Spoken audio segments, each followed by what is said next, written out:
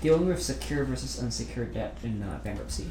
To some extent, secured debts, remember, are the folks that have the right to repossess. They have the collateral, they have the right to the collateral. It's like a house or a car.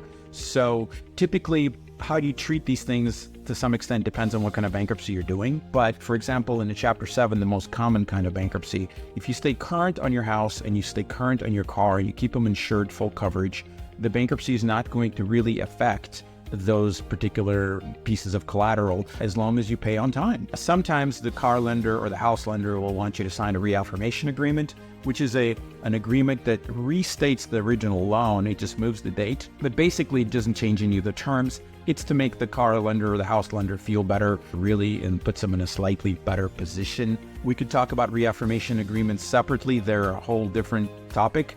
And a lot of times it's not a good idea to do a reaffirmation agreement. A lot of times if you just keep making payments on your car or in your house, you don't have to do a reaffirmation agreement, and the creditor can't really do very much about that. And for some people, that's the best way to go. It's called like the ride-through. You just keep making payments and keep it insured. Unsecured creditors are the ones that we're going to eliminate with bankruptcy. Again, that's credit cards, medical bills, evictions, repos, lawsuits, judgments. It's anybody who doesn't really have a collateral loan obligation. And those guys are completely eliminated in a Chapter 7 and to a great extent eliminated in Chapter 13. And those guys you don't really have to pay. In fact, for a lot of times when people come to see me, they've stopped paying their credit cards already for many months and there's some kind of collection activity coming their way. So they're already in default.